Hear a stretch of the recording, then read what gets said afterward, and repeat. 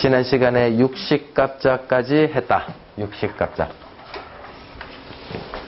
육식갑자를 제일 많이 사용하는 데가 어디다? 사주팔자다. 예. 육식갑자만 갖고 사용하는 동네가, 목숨 걸고 사용하는 동네가 이제 사주팔자인데, 풍수에서도 그걸 활용한다 했습니다. 제가 한번 말씀드린 적이 있지만, 이 동양학이라고 하는 게 이제 태극이라고 하는 게 있는데, 거기에서 쓰는 개념이 음양이고, 근데 태극은 제가 뭐라 그랬어요? 결국에 뭐였다? 제가 바라본 관점은 자연이 돌아가는 이치가, 이게 자연법이다. 그걸 태극이라고 표현했다, 이거지. 기본적인 패턴이 뭐라고요? 세상은 일정하게 규칙돼서 돌아가더라. 이거 태극이다. 그 규칙적인 걸 아는 게. 굳이 뭐 이걸 뭐 종교적으로까지 해석할 필요는 없더라.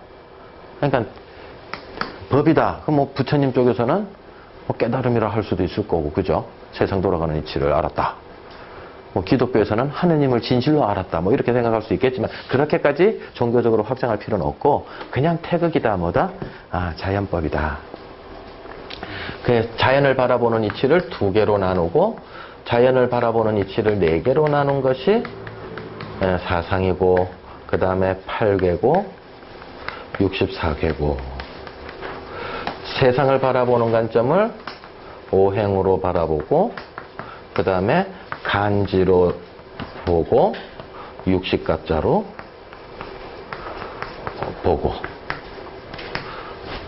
그랬을 때 이쪽으로 내려오는 게 뭐라고요? 사주. 이쪽으로 내려오는 게 주역이라 했고요. 이거를 믹싱하는 게 뭐라고요? 한의학하고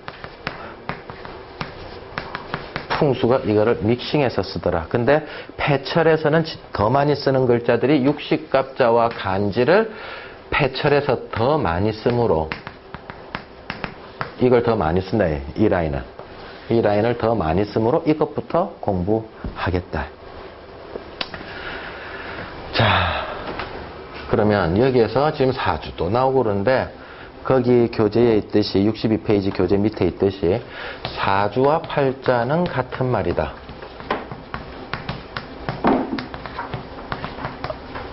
이 말도 맞고요.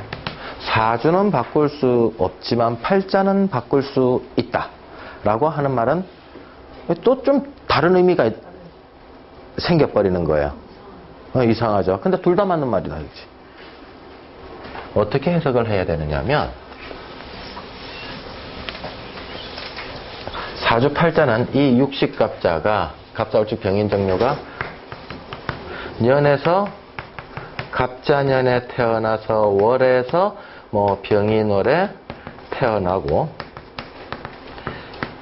일이 정묘일에 태어났는데 시가 이제 무신시에 태어났다. 사주팔자는 이거 갖고 이제 보는 거단 말입니다. 그러면 여기서 이렇게 기둥이 4개처럼 보인다고 해서 4개의 기둥이다 사주라고 이야기하고, 여기에 기둥주자를 붙여서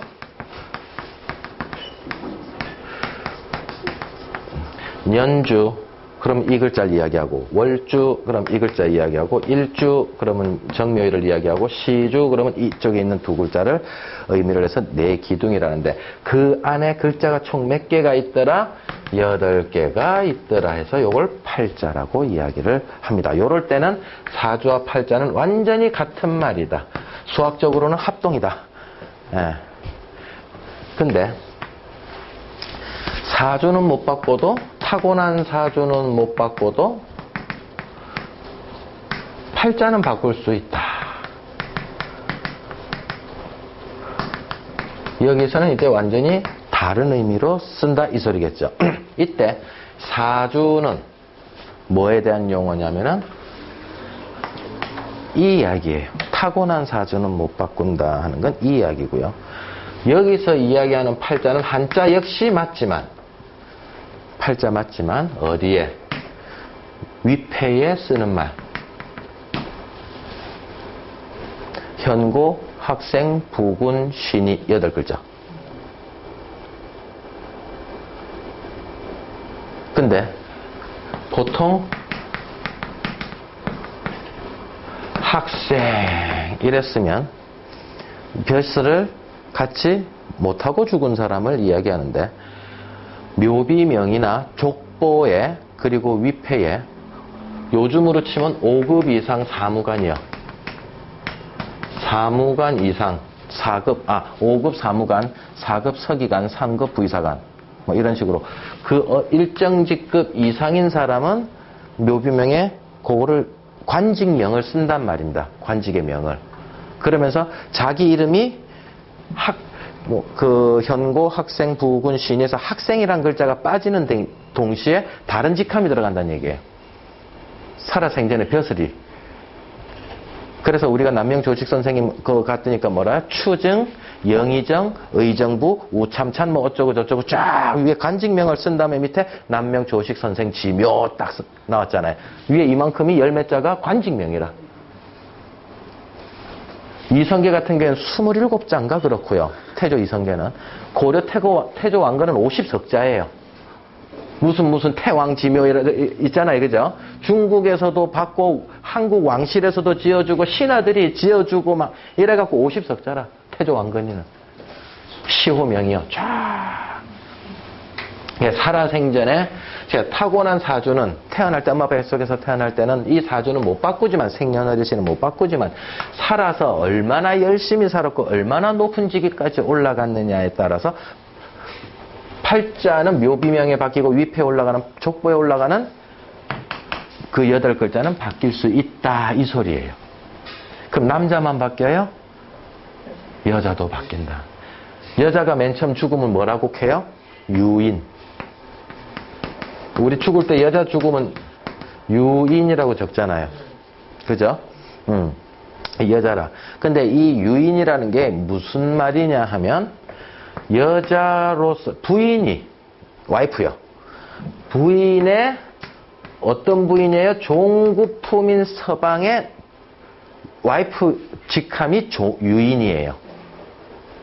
그러니까 종구품의 벼슬 여자 벼슬 이름이에요.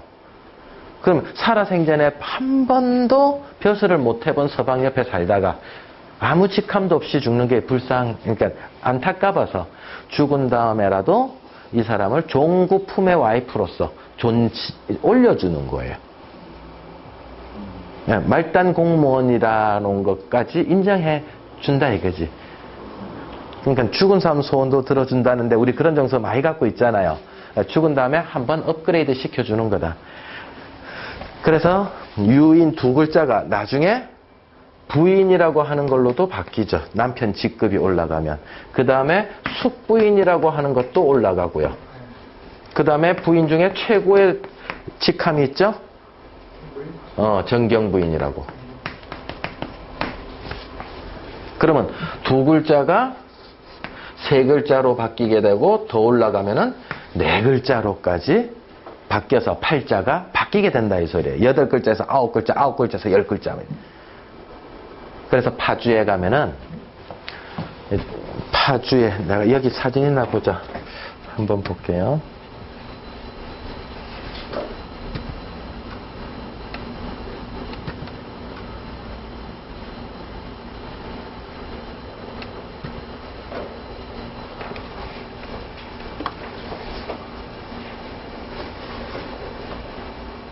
조금만 기다려주세요.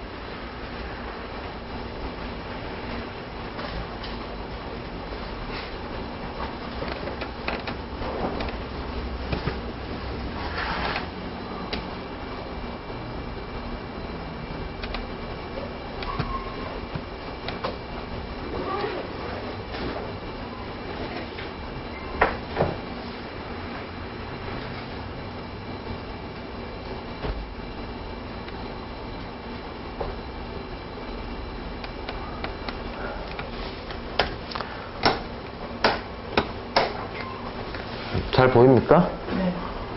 네.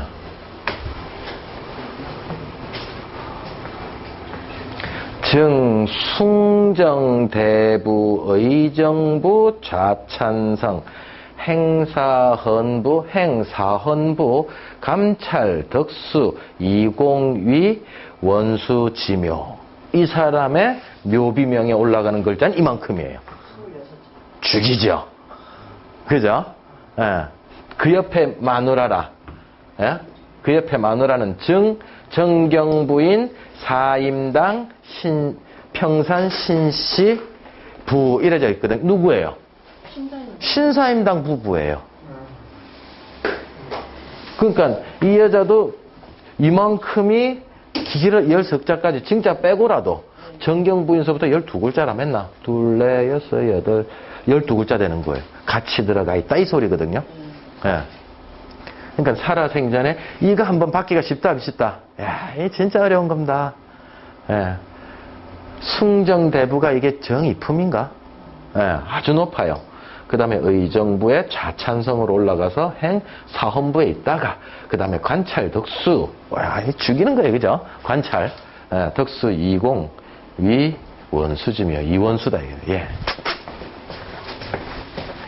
절에 살아야죠. 한번.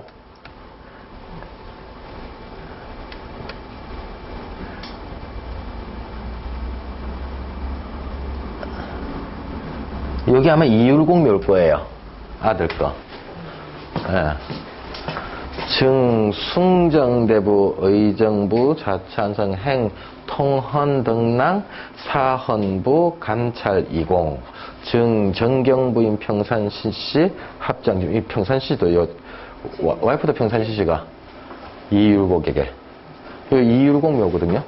예. 저 비석 하나 세우기 정말 안 쉽습니다.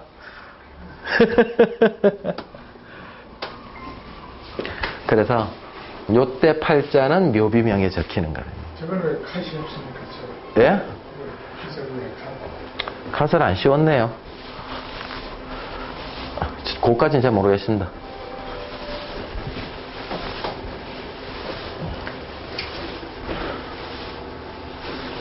그러니까 똑같이 국영수를 잘했다.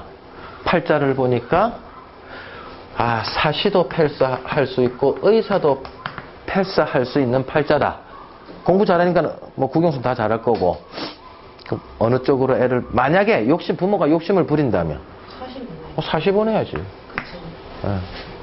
행시를 보내든 사시를 보내든 예? 그래가 3급 이상 올라가면 이게 가문의 영광이다. 예. 의사 됐다. 가문의 영광 안 됩니다. 예. 의사는 옛날에 떠도는 직업 중에 하나 구류업이라고 하는 것 중에 하나였어요. 옛날엔 좋은 관직이 절대 아니다. 예. 그러니까 점치는 사람들, 그 다음에 뭐 의사 이렇게 떠도는 사람들 있잖아요. 예, 9가지 떠도는 직업 중에 하나가 옛날에 의사이기도 했다. 그래서 절대로 궁궐에서도 치료하는 사람, 의서부터 하는 사람들도 직급이 올라가는데 한계가 있는 거예요. 절대로. 그리고 거기 이제 시종도는 여자들도 다 직급이 있는데 그렇게 안 좋죠. 그죠? 예. 옛날엔 이걸로 갔는데 요즘엔 이걸로도 간다 못 간다? 못 간다. 예. 근데 이래 갔더니 이래 가니까 정말 잘 되는 사람 있더라 없더라? 요즘에는 로스쿨까지 생겨가지고 정말 돈 벌기 힘들어지죠. 예, 한 달 150. 로스쿨 나와가. 정말 잘 받으면 300. 로스쿨 나와가지고 공무원으로 막 시을 하던데. 그러니까 돈이 안 되니까. 직장 자체 인턴 사원, 수습 사원조차 안 되거든요. 요즘에. 예. 그게 아니라 아주 좋은 쪽에 막 좋은 쪽 시을 하던데. 좋은 쪽이요? 그럼 땡큐죠. 그러니까 로스쿨 공부하면은 7급 공무원 정도는 준비하기가 쉽잖아요. 공과학원 이런 데 들어가 봐요. 그건 잘 들어간 케이스지. 로스쿨 나와. 그건 잘 들어간 케이스지. 혹시 내 풍수 사진 걸어놓고 합격했나? 자산 공부. 예. 자산가입입니다. 예. 다 들어간 거 아니죠? 자, 지난 시간에 배웠던 것은 이제 제가 2번 설명 안 해도 되죠. 오행에 대해서. 예. 자, 그럼 이제 63페이지에 나경이다라고 하는 거에 대해서 이제 한번 익혀보자. 나경 다들 받으셨죠? 아이, 힘들다. 나이가 드니까 이제 발음도 샌다. 예. 근데 지금도 특강 다니면요, 목소리가 젊어서 그랬는지, 이거 보면 50대요. 목소리 들으면 30대라. 그래서 사람들이 잘 못 알아요. 팽팽한 거 보니까네. 고맙지 뭐. 자, 나경이다. 자, 첫 번째 말이 뭐냐면, 포라만상 경륜천지다 써있죠. 예. 맨 위에 63페이지에. 예.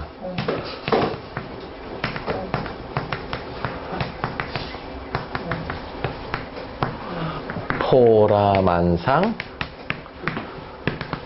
경륜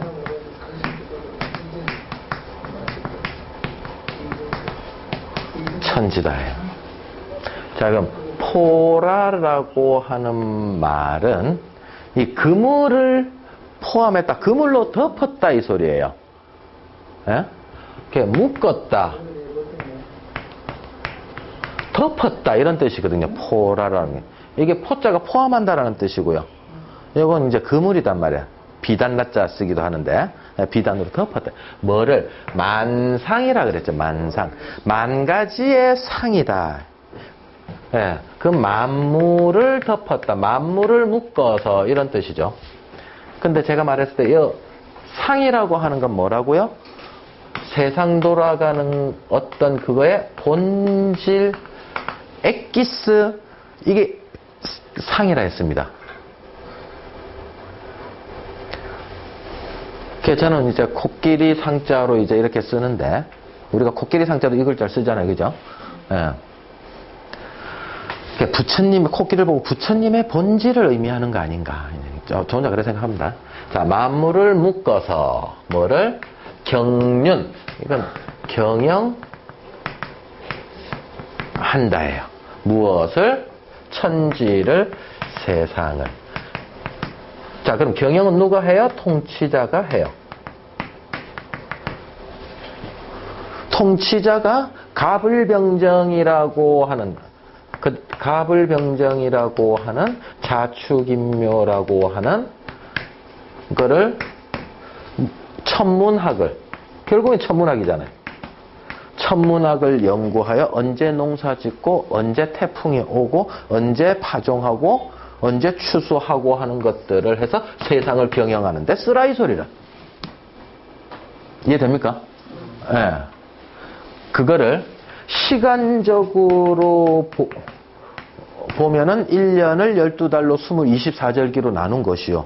공간으로 보니까는 공간에 딱 들어오는 순간 뭐가 나오게 돼요? 동서남북이 나오게 되는 거예요. 그래서 이것을 나경이라고 하는 걸로 동서남북을 이제 옛날에는 정할 수 있었다. 그래서 여기서 첫 번째 글자, 요쪽에 라자와 그 다음 요 글자 경자를 합해서 나경이라고 하는 거를 오리지널 이제 정식 용어예요.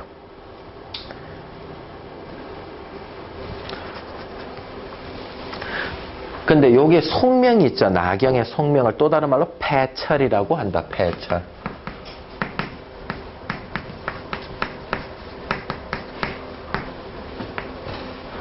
쇠철자를 써가지고요. 요거는 허리춤의 찰 패자예요. 요 글자가. 그 다음에 뒤에는 쇠철이고요. 그래서 옛날에는 나경을 들고 허리춤에 이래 덜렁덜렁. 요즘 핸드폰, 이제 저처럼 핸드폰을 이제 많이 타고 다니는 시대가 됐지만 옛날에는 이제 나경을 허리춤에 차고 많이 다녔다, 이 남자들이. 근데 이거를 차면 풍수지관처럼 이제 일단 보이잖아요. 그럼 딴 동네 가가지고라도 뭐 묘터 하나 봐주고 이 집 양반집 동네가 어디고 물으면 이제 이 동네 양반집에 선산이 어디고 하면 혼자 한번 올라가 봤다가 내려와가 양반집 두드리가 당신 묘가 이렇게 돼 있고 이렇게 돼 있는데 이게 좋기도 하고 나쁘기도 하고 이래 이야기하면 일단 그 집에서 대접을 받으니까 밥 한 끼라도 묻고 터 잡을 때는 그러니까 또 양반이 직접 부탁을 할 때가 있잖아요. 그러면 그 직관이 터를 잡아가지고 일이 끝날 때까지 한 달이고 두 달이고 그 집에서 먹여주죠. 노잣돈도 줘가 갈 땐 노잣돈도 주고 융성하게 대접을 해야 좋은 땅 잡아주지. 조금이라도 수틀리면 엉뚱한 데 잡아주고 아버님 모시라 할 수도 있잖아요.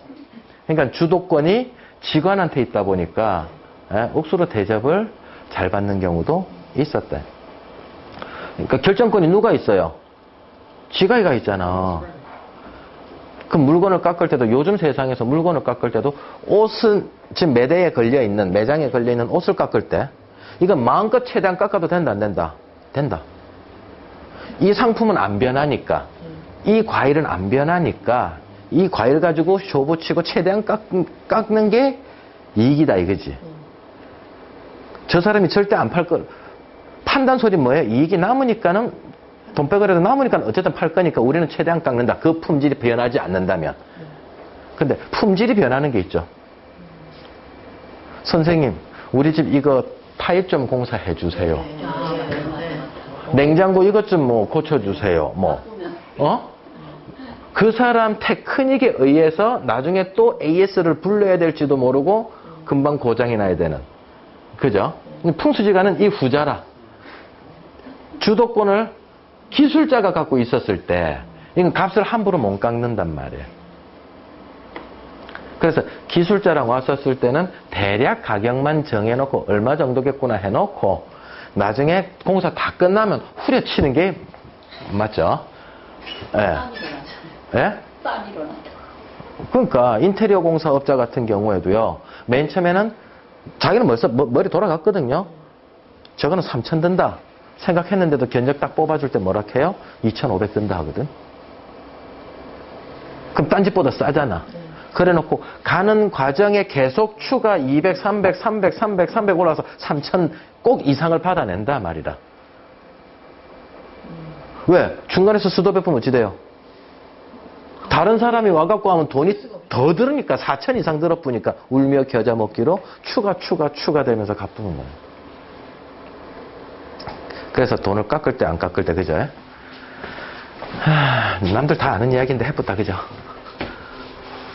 이렇게 허리춤에 차고 다닌다 해서 이제 낙양이라 한다.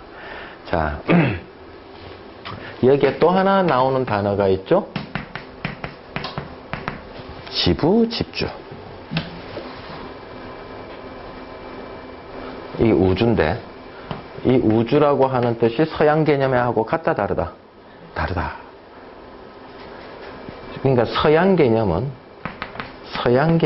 그야말로 지구 밖의 하늘이다. 이 말이 제일 맞죠? 우리가 생각하는 우주. 대기권 밖의 하늘. 근데 동양에서는 어떤 시각으로 가졌느냐? 우라고 하는 게 동서남북 상하를 이야기해요. 공간 개념이에요. 공간 개념. 이건 공간 개념이에요. 그 다음 주라고 하는 거는 고금이에요. 고금. 다시 말해서 이거는 시간 개념이에요. 우리가 자주 쓰는 말이 우주 삼나 만상이 이래 이야기 하잖아요. 자, 말 해석해 봅시다. 우주 삼나 만상이. 자, 삼나가 뭐예요? 빽빽하게 들어찬 삼나고요. 만상은 아까 이거단 말이에요.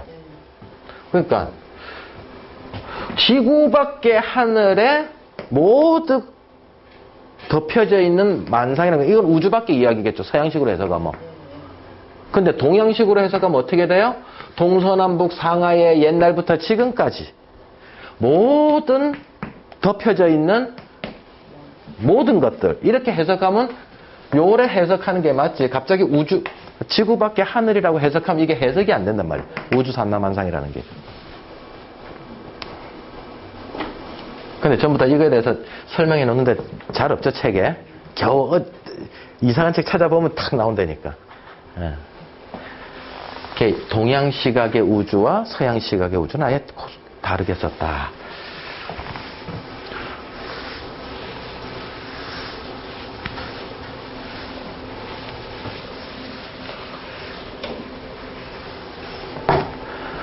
자, 그 다음에 그 나경은 크기가 작은 것도 있고 큰 것도 있고 그래요. 저 나경 하나 좀 주세요. 나중에 또 이것도 뭐 고장난 거라도 상관없어요. 예? 에러 난 거죠 이거. 예, 그거 상관없어요.